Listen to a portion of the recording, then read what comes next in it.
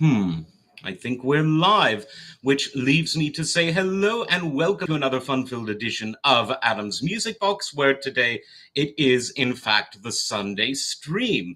Now, I've been featuring a lot of local artists lately. Now, what does that mean? Well, it used to mean something very, very clear. It used to mean artists that lived near the listener. So a local artist to me would be a different local artist to you, but they'd always be a local artist somewhere, as opposed to, let's say, Michael Jackson, the ultimate example of an artist that would be known even for someone living under a large rock in Timbuktu or even Timbuk 3. In the age of the internet, though, the idea of a local artist might be a bit out of date because we have the ability, both in theory and in practice, to experience music created by people just about anywhere. Now, that's the good part.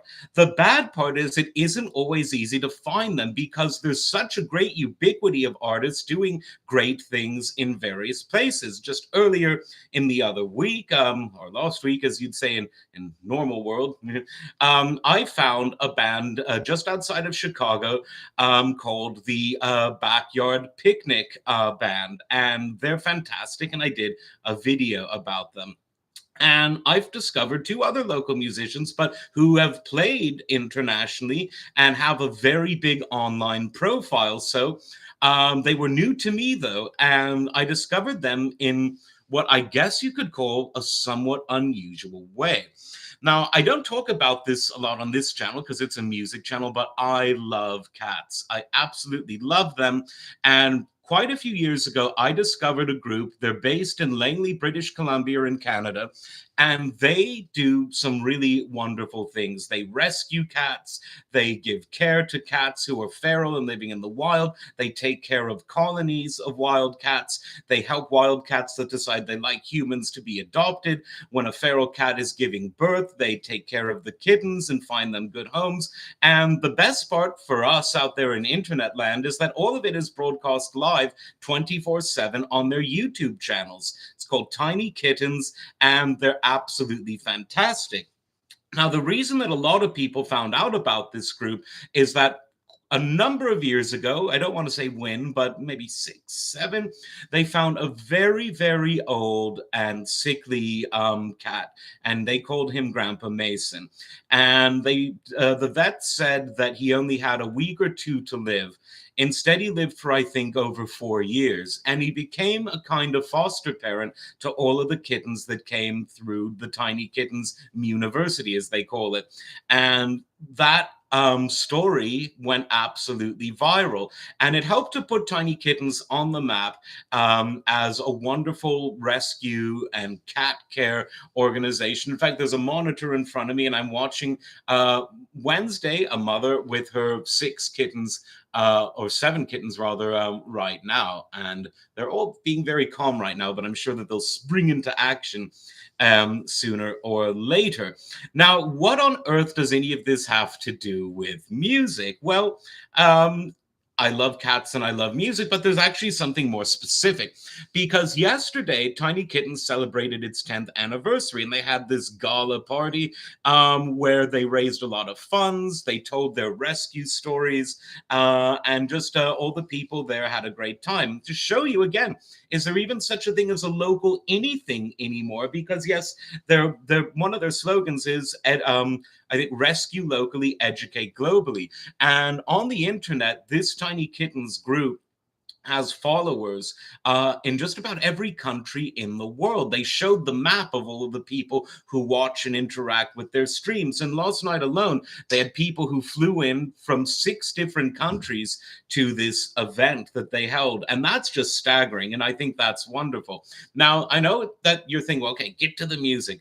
Well, here we go. There was live music at this event, and it was wonderful live music. In fact, it was so good, before they actually panned the camera over on the live stream to show the musicians, I thought it was a record because it was just so polished and so note perfect, but it was 100% live. And so I did some research and I found out who the musicians were. And they are incredibly talented. They are incredibly well versed. They're actually quite well known. But now, hopefully, you in this audience will know them too. Their names are John Gilliat, Gilliat, John Gilliat. I think I'm pronouncing that right. And playing with him was Rossi Tzonkov. And I hope I'm pronouncing that right as well. And they're very, very talented. So John is a guitar composer, guitar performer, guitar instructor. He's got a great website and YouTube page. I've linked his website in the description below for all things guitar. And it seems that sort of rumba flamenco is one of his specialities, but I've seen pictures of him with an electric. I need to find some videos of him doing that. Obviously, he's well versed in many styles. And Rossi, who he played with in a 2-guitar format at this event yesterday, he can play not only flamenco, rumba flamenco guitar, but the steel pan, sometimes known as the steel drums, the Trinidadian instrument. He can play ukulele. He's also an educator, a music educator. And these guys were just so great. And luckily, the way the format was, they had the speaking and they had videos that the audience live were shown and that people on the stream were shown, detailing some of their most harrowing rescue stories of dealing with cats and kittens, hundreds, maybe in the low thousands, for 10 years. And then during the dinner, when they showed like a slideshow of all the wonderful cats that have come through their doors over the years, they had John and Rossi playing the guitar. And the set list was extraordinary. A lot of the numbers were sort of relatively well-known jazz and rock and pop numbers done with these wonderful rumba flamenco arrangements. I recognize quite a few. There was St. Thomas, the great Sonny Rollins song. There was they did a version of the Champs Tequila, which is always a fun one. Trying to think, they did quite a few Sting and the Police stuff. I know they did Roxanne.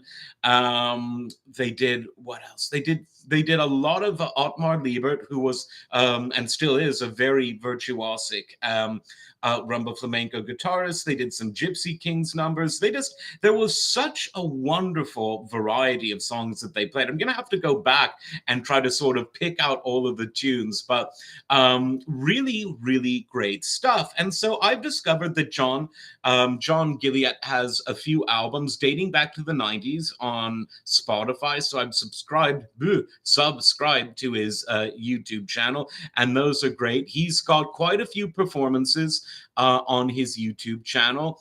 I'm just digging through Rossi's website as well. Really great stuff. And I just want to find out more about these guys. I'd love them to put an album together and put it on Spotify, sell downloads to raise, because you don't get paid much on Spotify. So give their fans an opportunity to buy it directly, because that's usually better for the artist. But I was just seriously impressed. It's one of those things where just everything seems to come together. And it certainly did in this instance. So getting back to this subject of what is a local musician these days, what's an international musician? Because not only are local musicians now discovered and discoverable by people all over the world, but so-called international musicians aren't quite as international as they used to be. And one of the reasons is there's a kind of dualism happening right now, a kind of contradiction happening right now in the world of music consumption trends. On the one hand, we have more variety than ever. We have access to more artists than ever. Artists can now communicate and sell product directly to their audience with more ease than ever before.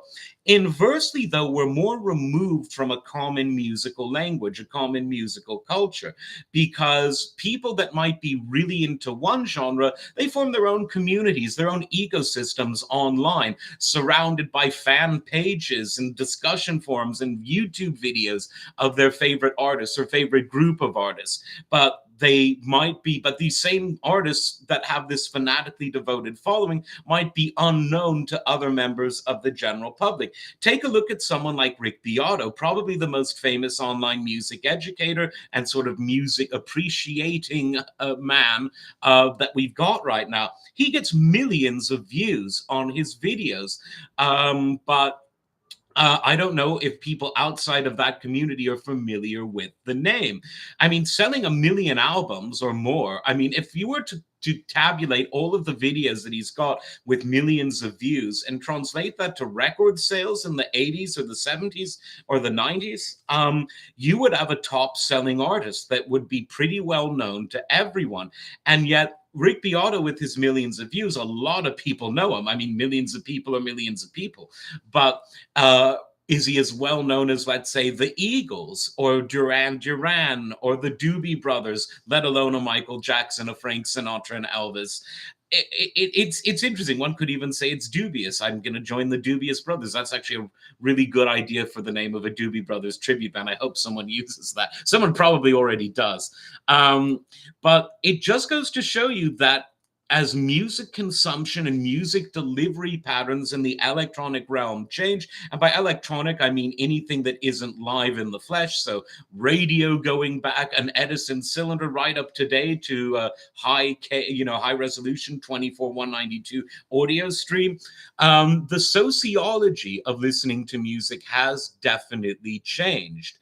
And it's very interesting to see. And I actually think that for me, one of the most rewarding parts is I can now discover artists in places that I've never been and likely had no plans to go to, but maybe now I will, to try to see these people. But the point is, it's great to discover these artists all over the world. And whenever I discover some great ones, I'll definitely talk about it. I did that last week. I'm doing it now with John Gilliat and Rossi. Let me get the pronunciation right, folks. Tzonkov, I think. Again, I apologize, but I've written the names down in the description below, and I really encourage you to check out their work. And while we're here, check out Tiny Kittens as well, because they do wonderful work. And I always thought that their work would be limited to introducing beautiful cats and their wonderful rescue stories to the world. But now they've, done one thing in addition to that, and they've introduced some great musicians to the world, and I'm one of those members of the world that has really fallen in love with these two excellent, wonderfully virtuosic and entertaining guitarists. So it's been a fun weekend of music, so I've put the links in the description. Definitely check that out, and as always, like, subscribe, and we will see you next time. Take care.